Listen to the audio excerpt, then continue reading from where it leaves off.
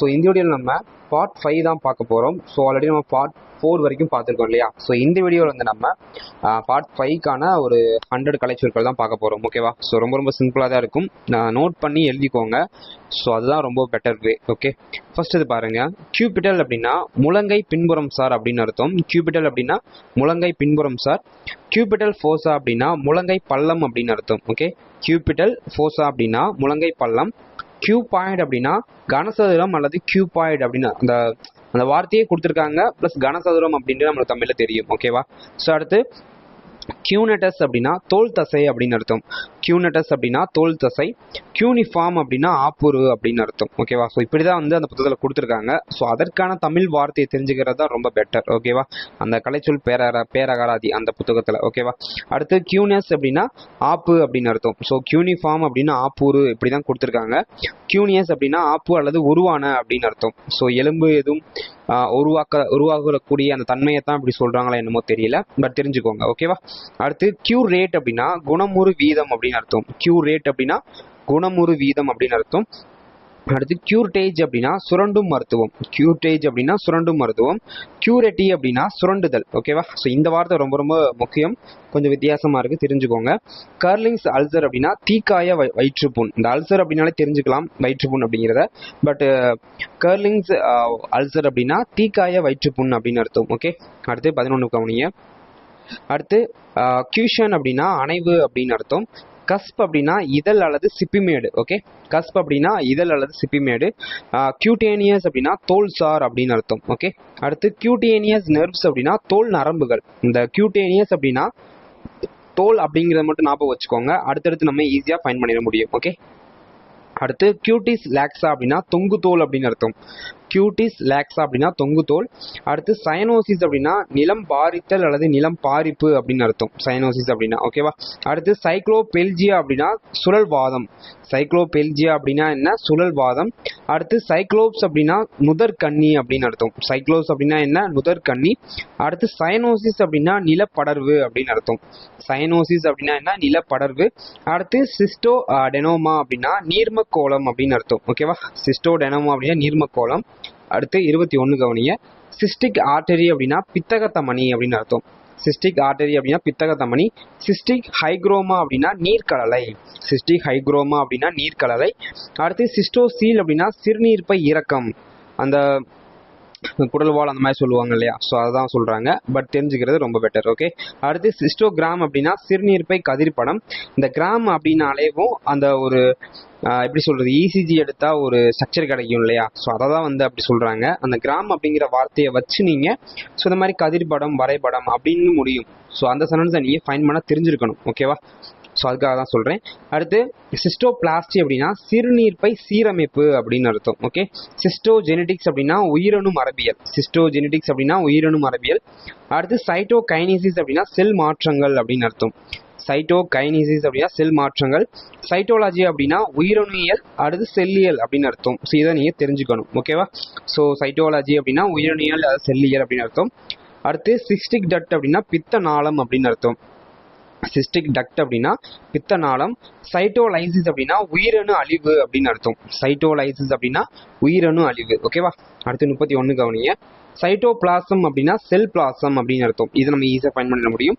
Cytotoxin அப்படின்னா உயிரணு நச்சு அப்படின்னு அர்த்தம். ஓகே, அடுத்து டாக்ரியோசிஸ்ட் அப்படின்னா கண்ணீர் பை. ஓகே, ஸோ இந்த மாதிரி வார்த்தைகள்லாம் தெரிஞ்சு வச்சுக்கிறது ரொம்ப பெட்டர். அடுத்து டாக்ரையோமா அப்படின்னா கண்ணீர் கட்டி. டாக்ரையோமா அப்படின்னா கண்ணீர் கட்டி அப்படின்னு அர்த்தம். டேண்ட்ரஃப் அப்படின்னா பொடுகு அப்படின்னு அர்த்தம். ஓகே, அடுத்து டார்டஸ் அப்படின்னா தசை சுருக்கு திசு. ஓகே, ஸோ இந்த வார்த்தை ரொம்ப முக்கியம். ஏன்னா சின்ன வார்த்தையா இருக்கு, கொஞ்சம் வித்தியாசமாகவும் இருக்கு. ஓகேவா? அடுத்து டெட் ஸ்பேஸ் அப்படின்னா பயனிலி இடம். டெட் ஸ்பேஸ் அப்படின்னா பயனிலி இடம். அடுத்து டெட் ட்ராக்ட் அப்படின்னா வெட்டுப்பாதை அல்லது முட்டுப்பாதை அப்படின்னு அர்த்தம். ஓகே, அடுத்து டீப் மியூட்டிசம் அப்படின்னா செவிட்டு மைத்தனம். அதாவது இப்படிதான் கொடுத்துருக்காங்க. டெஃப் மியூட்டிசம் அப்படின்னா செவிட்டு மைத்தனம் அப்படின்னு அர்த்தம். ஓகே, அடுத்து டீஃப்னஸ் அப்படின்னா காது கேளாமை அப்படின்னு அர்த்தம். டீஃப்னஸ் அப்படின்னா காது கேளாமை. ஓகேவா? ஸோ அடுத்து 41 கவனிங்க. டெப்ரிஸ் அப்படின்னா கூலம் அப்படின்னு அர்த்தம். ஸோ இந்த வார்த்தையை நோட் பண்ணி வச்சுக்கோங்க, ரொம்ப முக்கியம்.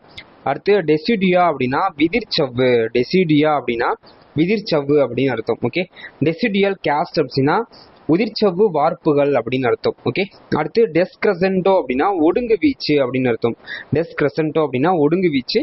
அடுத்து டெடன்சிஷன் அப்படின்னா பல் விழுதல் அப்படின்னு அர்த்தம். ஸோ இந்த வார்த்தையை நோட் பண்ணி வச்சுக்கோங்க. ஓகே, அடுத்து டீப் பைட் அப்படின்னா ஆள்கடி அப்படின்னு அர்த்தம்.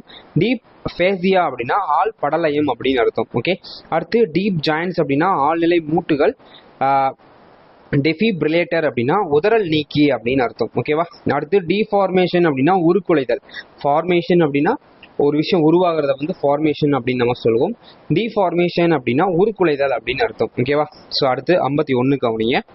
டிஃபார்மிட்டிஸ் அப்படின்னா ஊனங்கள் அப்படின்னு அர்த்தம். ஓகேவா, அடுத்து டிஃபார்மிட்டி அப்படின்னா திரிபமைவு. ஓகே, டிஃபார்மிட்டிஸ் அப்படின்னா ஊனங்கள், டிஃபார்மிட்டி அப்படின்னா திரிபமைவு. ஓகேவா, அடுத்து டீஜெனரேஷன் அப்படின்னா சீரழிவு. ஓகே, டீஜெனரேஷன் அப்படின்னா சீரழிவு. டீக்ரடேஷன் அப்படின்னா இழிமானம் அப்படின்னு அர்த்தம். ஓகேவா, அடுத்து டிகிரி அப்படின்னா பகை. ஸோ நமக்கு டிகிரி அப்படின்னா நம்ம பட்டம் நினைச்சிட்டு இருப்போம். பட் பார்த்தீங்களா, பாகை அப்படின்னு அர்த்தம். சாரி, நான் பகைன்னு சொல்லிட்டேன். பாகை அப்படின்னு அர்த்தம். இப்படி ஒரு வேர்டு வந்து கொடுத்துருக்காங்க, மருத்துவியல் சார்ந்த கலைச்சொற்கள்ல இருக்கு. ஓகேவா, ஸோ கண்டிப்பாக தெரிஞ்சுக்கோங்க, அது ரொம்ப ரொம்ப முக்கியம், கேட்க வாய்ப்பு அதிகமாக இருக்குது. ஓகே, அடுத்து டெகிசன்ஸ் அப்படின்னா வெடிப்பு அப்படின்னு அர்த்தம். டெகிசன்ஸ் அப்படின்னா வெடிப்பு. அடுத்து டெக்மாட்டோம் அப்படின்னா தோல்சார் கூறு. டெக்மாட்டோம் அப்படின்னா தோல்சார் கூறு. டீஹைட்ரேஷன் அப்படின்னா நீரிழப்பு அல்லது நீர் வறட்சி அப்படின்னு அர்த்தம். ஓகேவா, ஸோ ஹைட்ரேஷன் இதை வச்சு நம்ம கண்டுபிடிச்சிடலாம். அந்த வெயில் அதிகமாக இருக்கிறத டீஹைட்ரேட் ஆகுது அப்படின்னு சொல்லுவாங்க. ஸோ அதான் வந்து நீரிழப்பு அல்லது நீர் வறட்சி அப்படின்னு அர்த்தம். டெலிமினேஷன் அப்படின்னா செல்லடுக்கு பிரிதல். ஓகேவா, டெலிமினேஷன் அப்படின்னா செல்லடுக்கு பிரிதல். டெலிஷன் அப்படின்னா நீக்குதல். ஸோ டெலீட் அப்படின்னு நம்ம பேசுவோம் இல்லையா, ஸோ அதுக்கான வார்த்தை தான் டெலிஷன் அப்படின்னா நீக்குதல் அப்படின்னு அர்த்தம். ஓகேவா, ஸோ 61 கவனிங்க. டெலிரியம் அப்படின்னா பிதற்ற நிலை. டெலிரியம் அப்படின்னா பிதற்ற நிலை. டெலிவரி ஃபோர்சப்ஸ் அப்படின்னா பேற்று கிடுக்கி அப்படின்னு அர்த்தம். ஓகே, டெலிவரி ஃபோர்ஸஸ் அப்படின்னா பேற்று கிடுக்கி. டெல்டாய்டு அப்படின்னா முக்கோண தசை அப்படின்னு அர்த்தம். டெல்டாய்டு அப்படின்னா என்ன, முக்கோண தசை. டெல்டாய்டு டியூபர்கில் அப்படின்னா முக்கோண தூற்று அப்படின்னு அர்த்தம். ஓகே, டெல்டாய்டு டியூபர்கில் அப்படின்னா முக்கோண தூற்று. டெமன்ஷியா அப்படின்னா மனக்குறுக்கம் அப்படின்னு அர்த்தம். டெமன்ஷியா அப்படின்னா என்ன, மனக்குறுக்கம். அடுத்து டீநேச்சர் அப்படின்னா இயல் மாற்றம். ஓகே, டீநேச்சர் அப்படின்னா என்ன, இயல் மாற்றம். அடுத்து டி என்டிட்டிஸ் அப்படின்னா நரம்பு குற்றிலைகள் அப்படின்னு அர்த்தம். ஸோ இந்த வார்த்தை ரொம்ப ரொம்ப முக்கியம், டீநேச்சர் அப்படிங்கிறதும் பார்த்துக்கோங்க. ஓகேவா, ஸோ அடுத்து டீநெர்வேஷன் அப்படின்னா நரம்பறுப்பு அப்படின்னு அர்த்தம். டீநெர்வேஷன் அப்படின்னா நரம்பறுப்பு. அடுத்து டெலியூஷன்ஸ் அப்படின்னா மாய உணர்வுகள். டெலியூஷன்ஸ் அப்படின்னா மாய உணர்வுகள். டென்டல் கேம்ப் அப்படின்னா பல் மருத்துவ முகாம். டென்டல் கேம்ப் அப்படின்னா பல் மருத்துவ முகாம். 71 பாருங்க. டென்டல் கேரிஸ் அப்படின்னா பற்சொத்தை. டென்டல் கேரிஸ் அப்படின்னா பற்சொத்தை. டென்டல் கேஸ்ட் அப்படின்னா பல் உரு அப்படின்னு அர்த்தம். டென்டல் கேஸ்ட் அப்படின்னா பல் உரு. ஓகே, அடுத்து டென்டல் கிரவுன் அப்படின்னா பல் மகுடம். ஓகே, டென்டல் கிரவுன் அப்படின்னா பல் மகுடம். ஓகே, அடுத்து டென்டல் கஸ்ப் அப்படின்னா பற்சிகரம் அப்படின்னு அர்த்தம். டென்டல் கஸ்ப் அப்படின்னா பற்சிகரம். அடுத்து டென்டல் ஃபில்லிங் அப்படின்னா பல் அடைப்பு. ஓகே, டென்டல் ஃபில்லிங் அப்படின்னா பல் அடைப்பு அப்படின்னு அர்த்தம். ஓகே, டென்டல் ஃப்ளோஸ் அப்படின்னா பல்லிடை நூல். டென்டல் ஃப்ளோஸ் அப்படின்னா பல்லிடை நூல் அப்படின்னு அர்த்தம். ஓகே, அடுத்து டென்டல் ஹைஜீன் அப்படின்னா பல் நலம். டென்டல் இம்ப்ளான்ட் அப்படின்னா பல் பதியம் அப்படின்னு அர்த்தம். ஓகே, டென்டல் லேமினா அப்படின்னா பல் தண்டு. டென்டல் பிளாக் அப்படின்னா பற்படலம் அப்படின்னு அர்த்தம். ஓகே, ஸோ இதெல்லாமே பல் சம்பந்தமான சொற்களாக இருக்குது. ஸோ இதெல்லாமே நோட் பண்ணி வச்சுக்கோங்க, சின்ன சின்ன வார்த்தை தான், ரொம்ப பெரிய விஷயம்லாம் ஒன்றும் இல்லை. அடுத்து 81 பாருங்க. டென்டல் பிளக்ஸஸ் அப்படின்னா பின்னலியம் அப்படின்னு அர்த்தம். ஓகே, டென்டல் பல்ப் அப்படின்னா பற்கூல் அப்படின்னு அர்த்தம். ஓகே, டென்டல் ரேடியாலஜினா பல் ஊடுகதிரியல். டென்டல் ரேடியாலஜி அப்படின்னா என்ன, பல் ஊடுகதிரியல். டென்டல் ரூட் அப்படின்னா பல் வேர் அப்படின்னு அர்த்தம். ஓகேவா, டென்டல் சேக் அப்படின்னா பற்பை. டென்டல் சர்ஜியன் அப்படின்னா பல் மருத்துவர். ஓகேவா, அடுத்து டென்டாலஜியா அப்படின்னா பல்வலி அப்படின்னு அர்த்தம். டென்டேட் நியூக்ளை அப்படின்னா பல்வடிவ உட்கருக்கள். டென்டேட் நியூக்ளியை அப்படின்னா பல்வடிவ உட்கருக்கள். டென்ட்ரிஃப்ரைஸ் அப்படின்னா பற்பசை அல்லது பல்பொடி. ஓகே, இதை நீங்கள் கண்டிப்பாக நோட் பண்ணி வச்சுக்கோங்க. டென்ட்ரிஃப்ரைஸ் அப்படின்னா பற்பசை அல்லது பல்பொடி. டென்டின் அப்படின்னா பற்கால் அல்லது தந்தினி அப்படின்னு அர்த்தம்.